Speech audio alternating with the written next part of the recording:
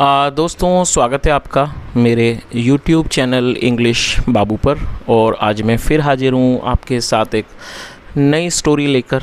और दोस्तों आज जो स्टोरी मैं आपके लिए लेकर आया हूँ ये एक शॉर्ट मॉरल स्टोरी है। बहुत ही प्यारी मज़ेदार अच्छी कहानी है। कहानी सुनने में आपको मज़ा आएगा। उसके अलावा दोस्तों आज की इस स्टोरी में आपको कुछ नए इंग्लिश के वर्ड मीनिंग सीखने को मिलेंगे, उनकी करेक्ट प्रोनाउंसिएशन के बारे में पता चलेगा और हमेशा की तरह जो इसका ग्रामर का पार्ट है उसे बिल्कुल डिटेल में कवर करेंगे ताकि आप एक एक वर्ड को अच्छे से सीख पाएँ और एक एक स्ट्रक्चर को समझ पाएँ। तो चलिए दोस्तों आज की इस कहानी को हम शुरू करते हैं और सबसे पहले कहानी का टाइटल देखते हैं। कहानी का टाइटल है द टू रैट्स। क्या मतलब हुआ? दोस्तों रैट का मतलब चूहा होता है और आमतौर पर रैट के लिए माउस वर्ड का भी प्रयोग किया जाता है। तो चूहे के लिए माउस और रैट दोनों ही वर्ड होते हैं। लेकिन यदि आप इसको डिटेल में जानें तो रैट और माउस में थोड़ा सा उनके जो शारीरिक रचना होती है उसके अंदर फ़र्क ज़रूर होता है। जो चूहे होते हैं वो आमतौर पर छोटे होते हैं, जबकि जो रैट होते हैं वो साइज़ में थोड़े से बड़े होते हैं। उसके अलावा जो उनकी पूंछ है वो लंबी होती है, प्लस उस पूंछ के ऊपर बाल भी होते हैं। तो थोड़ा सा इनमें फ़र्क है। वैसे आमतौर पर रैट और माउस दोनों को ही चूहा कहा जाता है। चलिए इसको आगे देखते हैं। तो क्या अर्थ हुआ? द टू रैट्स मतलब कि दो चूहे। तो दोस्तों ये आज की इस कहानी का टाइटल है, शीर्षक है। और अब मैं इसे पढ़ना शुरू करता हूँ। आप लोगों से रिक्वेस्ट है कि आप कहानी को बिल्कुल ध्यान से सुनें। यदि आज की कहानी में आपको कोई भी नया शब्द या फिर ग्रामर का नया स्ट्रक्चर देखने को मिले तो आप उसको नोट करें और यदि कहानी पसंद आए तो लाइक भी ज़रूर करें। तो चलिए इसको शुरू करते हैं। One day, a village rat gave invitation to a town rat. क्या मतलब हुआ? दोस्तों ये जो वाक्य है ये पास्ट इंडेफिनिट का अफर्मेटिव वाक्य है। और जब हम पास्ट इंडेफिनिट में कोई भी अफर्मेटिव का वाक्य बनाते हैं तो वहाँ वर्ब की सेकंड फॉर्म का यूज़ किया जाता है। GIVE गिव मतलब होता है देना और सेकंड फॉर्म में गेव। आप इसे नोट कर लीजिए GAVE।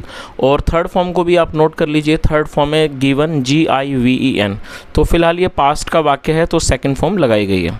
इन्विटेशन का मतलब होता है निमंत्रण, जिसको न्योता भी कहा जाता है। तो इस लाइन का क्या अर्थ निकला? वन डे एक दिन, आ विलेज रैट का मतलब हुआ गांव के चूहे ने, गेव दिया, इनविटेशन न्योता दिया, निमंत्रण दिया। किसको दिया? To a town rat. किसको दिया? टाउन रैट का मतलब हुआ शहर के चूहे को। तो इस तरह से पूरी लाइन का क्या अर्थ निकला कि one day a village rat gave invitation to a town rat.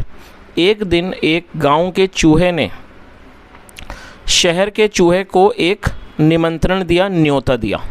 आगे देखिए। The town rat visited the village to meet his friend. दोस्तों ये जो वाक्य है ये भी पास्ट इंडेफिनिट का अफर्मेटिव वाक्य है जहाँ पर सेकंड फॉर्म लगाई जाती है। VISIT विजिट का मतलब होता है किसी जगह जाना, किसी व्यक्ति से मिलने जाना, किसी से मुलाकात करना, किसी स्थान का दौरा करना। तो ये कई जगहों पर इसका इस्तेमाल किया जाता है और ये पास्ट का वाक्य है तो सेकंड फॉर्म लगाई गई है। तो क्या अर्थ हुआ? The town rat visited the village. मतलब क्या हुआ कि शहर का चूहा गांव गया, टू मीट मिलने के लिए, हिज फ्रेंड अपने दोस्त से। तो इस तरह से पूरी लाइन का क्या अर्थ निकला? The town rat visited the village to meet his friend. शहर का चूहा गांव गया अपने दोस्त से मिलने के लिए। आगे देखिए। The village rat gave the town rat some groundnuts and fruits to eat. क्या मतलब हुआ? और दोस्तों ये भी पास्ट इंडेफिनिट का वाक्य है। यहाँ सेकंड फॉर्म है, ऑलरेडी आप समझ चुके हैं। ये गिव की सेकंड फॉर्म है गेव और ये सेकंड फॉर्म का मतलब ही है कि ये पास्ट का वाक्य है। The village rat gave the town rat some groundnuts. दोस्तों ग्राउंड नट का मतलब होता है मूंगफली और इसे पीनट भी कहा जाता है, इसे ग्राउंड नट भी कहा जाता है। तो क्या अर्थ हुआ? The village rat gave the town rat some groundnuts and fruits to eat. गाँव के चूहे ने शहर के चूहे को थोड़ी मूंगफलियाँ और फल दिए, टू ईट खाने के लिए। चलिए तो दोस्तों इस पूरी लाइन का क्या अर्थ निकला कि जो गांव का चूहा था उसने शहर के चूहे को कुछ मूंगफलियाँ और कुछ फल दिए खाने के लिए। Seeing this the town rat said to the village rat. और दोस्तों सी मतलब होता है देखना, और ये फोर्थ फॉर्म है सीइंग। सीइंग दिस का मतलब हुआ ये देखकर। द टाउन रैट सेड, और ये भी पास्ट इंडेफिनिट का वाक्य है जहाँ पर सेकंड फॉर्म लगाई जाती है। SAY से का मतलब होता है कहना, और ये सेकंड फॉर्म है सेड। सीइंग दिस, ये देखकर the town rat said to the village rat. शहर के चूहे ने गांव के चूहे से कहा, friend the real fun of enjoying food is in town only. तो उसने क्या कहा कि the friend the real fun, मतलब कि जो असली मज़ा है, ऑफ इंजॉइंग आनंद लेने का, आनंद करने का, फूड खाने का, भोजन का मत का जो असली मज़ा है वो कहाँ पर है? इज़ इन टाउन ओनली, वो सिर्फ शहर में है। तो इस पूरी लाइन का क्या अर्थ निकला कि उसने क्या कहा कि दोस्त की जो खाने का मतलब कि जो खाने को इंजॉय करने का, आनंद करने का जो असली मज़ा है वो कहाँ है? शहर में है। Why don't you accompany me to the town. और दोस्तों अकम्पनाई को आप नोट कर लीजिए, ACCOMPANY। अकम्पनाई का मतलब होता है किसी के साथ जाना। तो उसने क्या कहा, why don't you accompany me to the town, आप मेरे साथ शहर क्यों नहीं चलते। चलिए आगे देखिए।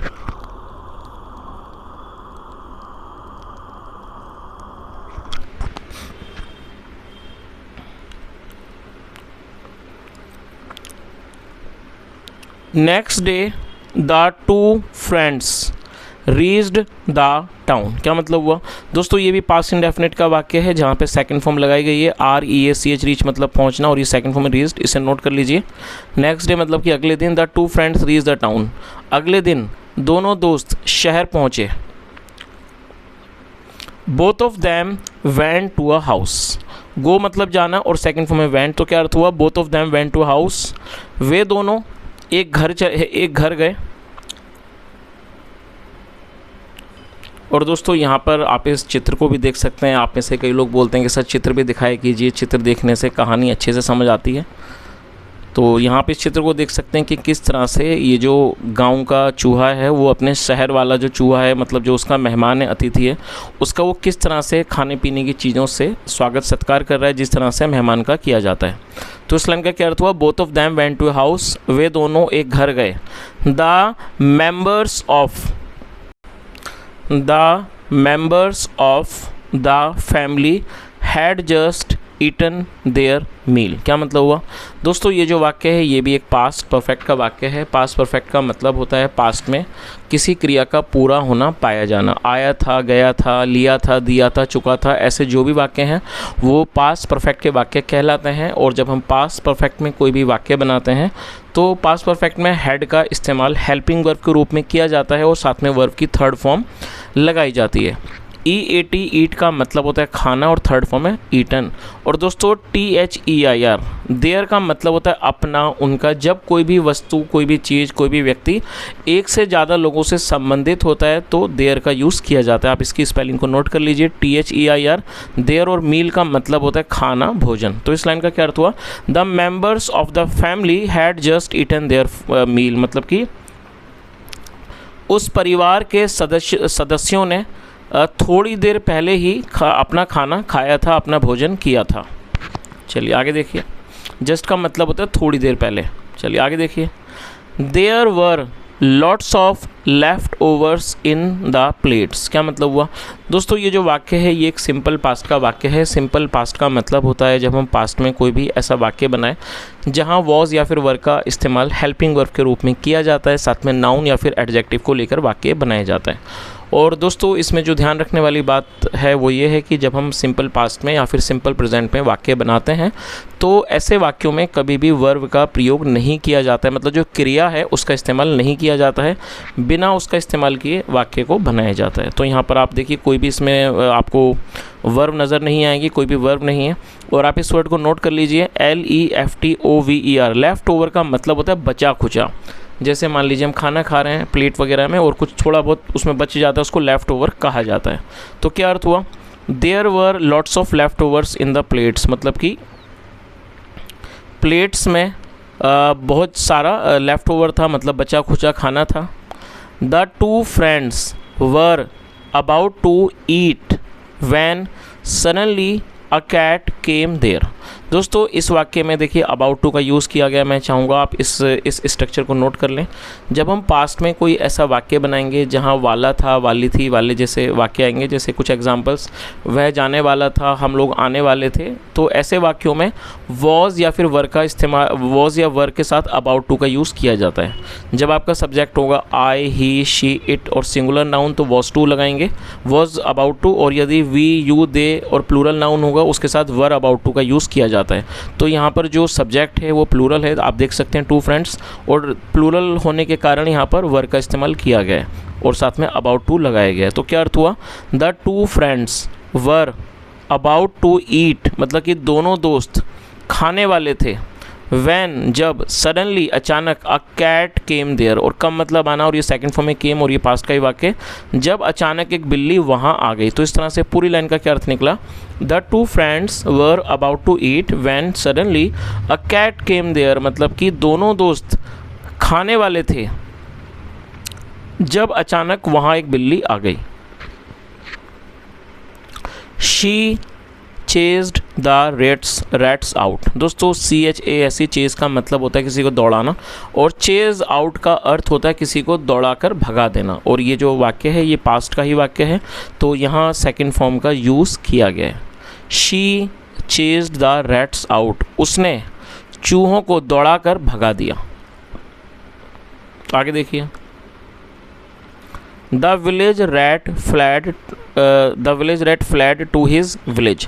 दोस्तों ये भी पास्ट का वाक्य है जहाँ पे सेकंड फॉर्म लगाई गई है। आप फर्स्ट फॉर्म को नोट कर लीजिए, FLEE, फ्ली का मतलब होता है किसी जगह से भाग जाना, और सेकंड फॉर्म है फ्लैड, आप इसे नोट कर लीजिए FLED। उसके अलावा ये थर्ड फॉर्म भी है, तो यदि आप चाहें तीनों वर्ब को आप नोट कर लीजिए। फर्स्ट फॉर्म है FLEE फ्ली, और ये सेकंड फॉर्म है, उसके अलावा थर्ड फॉर्म भी है, और यहाँ इसको सेकंड फॉर्म के रूप में प्रयोग किया गया है क्योंकि ये पास्ट इंडेफिनिट का वाक्य है। तो क्या अर्थ हुआ, द विलेज रैट, गांव का चूहा, फ्लैड भाग गया, टू हिज विलेज, अपने गांव। तो पूरी लाइन का क्या अर्थ हुआ, the village rat fled to his village, village मतलब कि गांव का चूहा अपने गांव भाग गया।